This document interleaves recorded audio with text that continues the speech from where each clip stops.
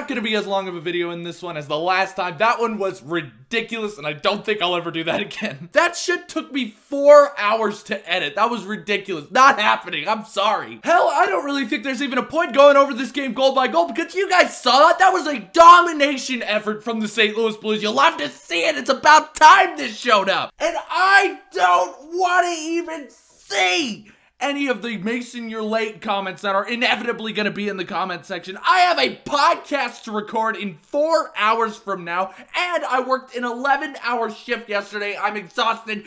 You're lucky you're getting a video. And what is there really to talk about in this game? I mean, the Blues put up a domination effort, which is what we wanted them to do. I mean, these last weekend games have been a test. They are 2 freebie games. Alright, the Blues should be consistently beating the San Jose Sharks. This weekend proved that they absolutely could. Now it's time to see if the Blues can hang out with the big boys. Every game before this has been a pop quiz. Every game from this point forward is a SAT exam. Because other than the March 26th game against Anaheim and the March 28th game against Anaheim and the April 17th game against Arizona, every game from here on out is going to be against Vegas, Colorado, Minnesota, the 3 leaders in the division currently. And honestly, if the Blues could stay in a playoff spot for the rest of the season and end up making the playoffs, they deserve to be there, because that is arguably the toughest upcoming schedule of any NHL team. And because of that, this is what I'd like to see Doug Armstrong to do.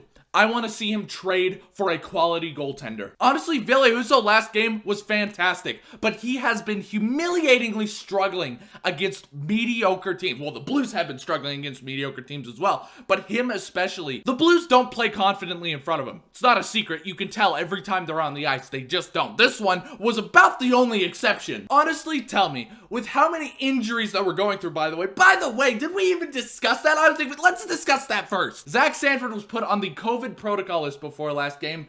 There's a global pandemic going on, shit happens. So we're all like, oh, okay, Sanford's gone, oh well. Then we find out that Oscar Sundqvist will not play for the rest of the season, including the playoffs. It says he will be reevaluated at training camp next year. That is a huge loss for the Blues team. He is the most versatile player on the lineup.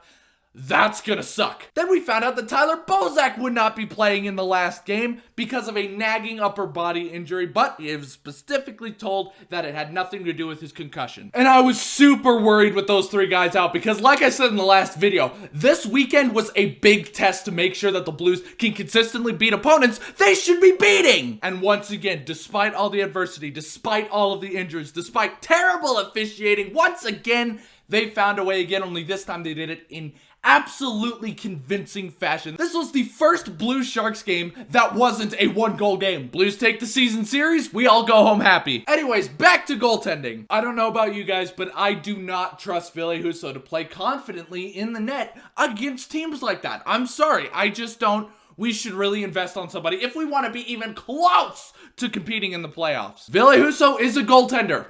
Just not an NHL goaltender. I'm sorry, just not yet. Tomorrow we are playing the Vegas Golden Knights. This is it, guys.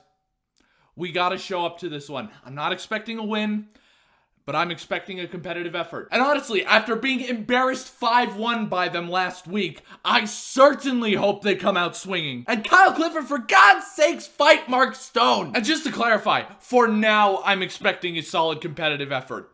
But later on, after we've played Vegas 5-6 times, I almost expect wins out of those. Because you've played them so much, you know what makes them tick. Take advantage of that and get it done. And I don't know about you guys, but I'm pretty excited to play Minnesota. Because Minnesota, somehow, is a very fast team. One of the fastest teams in the league right now. And the Blues do an excellent job of neutralizing that. If we forget about the Colorado 8-0 loss. Like, no, I'm not gonna live that down, and neither should you! Oh man, got me excited for the Colorado Avalanche rematch. Can you believe it? We haven't played them again since that game. But just know, guys, from here on out, the wins are gonna be glorious, but the losses are going to suck.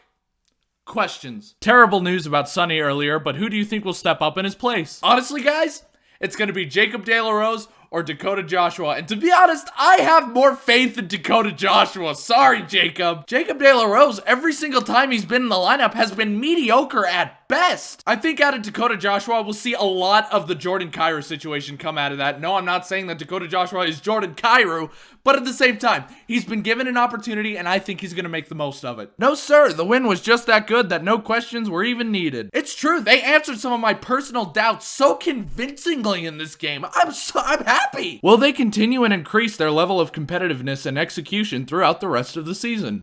I don't know. It's impossible to tell with this team. Like, listen, you've seen games this season where they have been by far the better team and just dominated and they look like Stanley Cup contending teams. And then there have been games where it's like, are you awake? Like, what are you? Wake up! What do the Blues need to do to beat the Golden Knights on Monday? Play your game. Don't get overwhelmed. Stay out of the fucking box. Listen, I know how bad Vegas's power play is, but that's no excuse. Stay out of the box. It's not that hard. And if nothing else, take the 2019 playoffs Jordan Binnington strategy. Don't get too high. Don't get too low.